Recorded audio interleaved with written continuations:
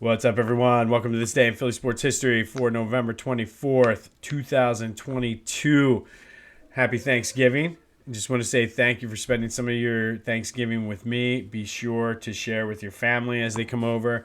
Tell your crazy uncle to subscribe and like and help out my algorithm. Maybe he can explain to you what it means. You never know. Those crazy uncles always have it together.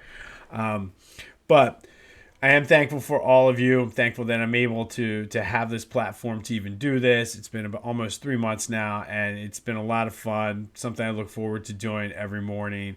Glad my wife and family support me in this. So happy Thanksgiving. I'm thankful for you, and I appreciate it. Quick Sixers update. They lost 107-101 to the Hornets.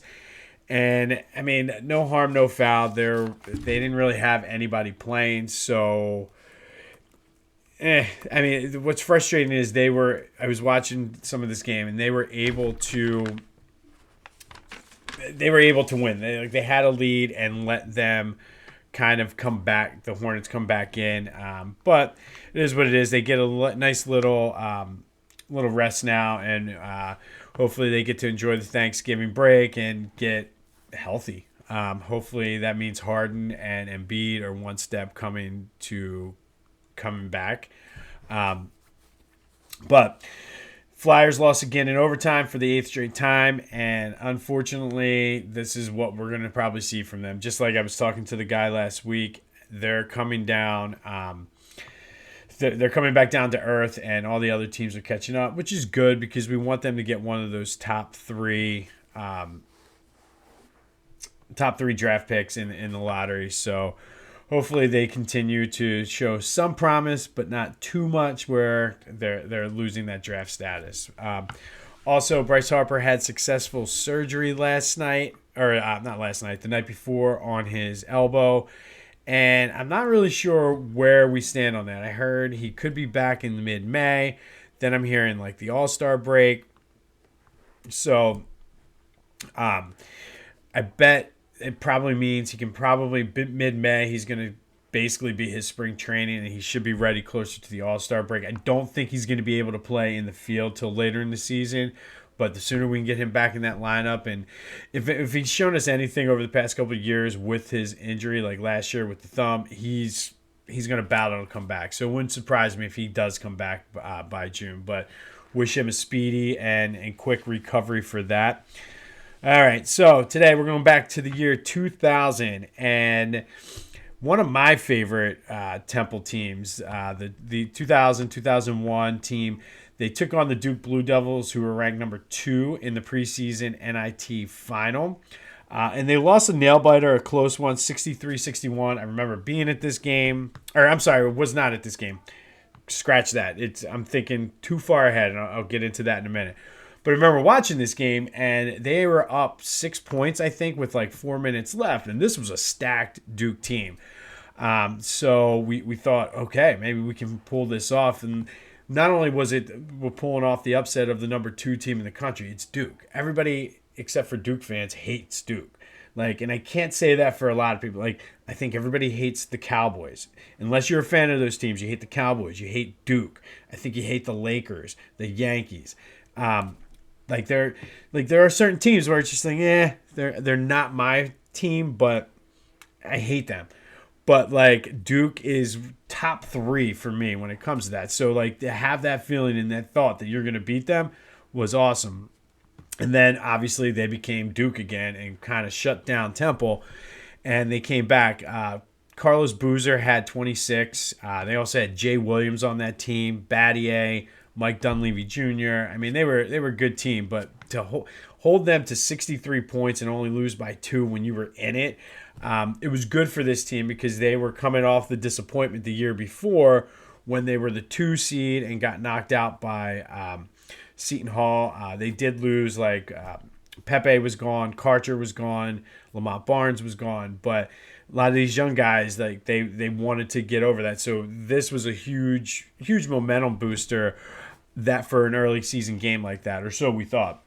Lynn Greer led the Owls with 15. Kevin Ladd had 12. Alex Wesby threw in 10.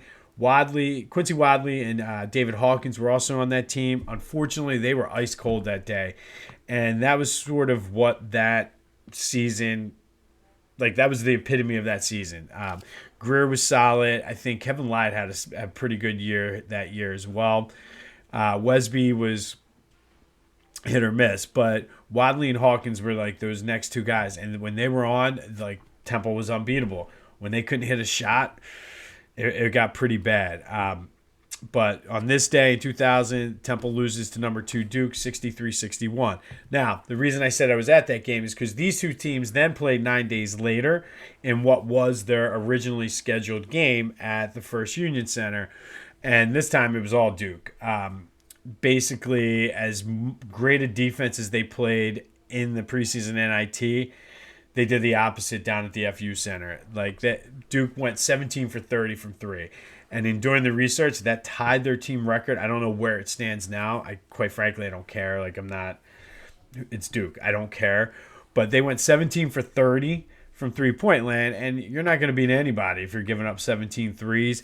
And that was sort of the kryptonite to John Chaney's matchup zone. When it was on, forget about it. Like it was suffocating. But you got a hot shooter or a hot shooting team.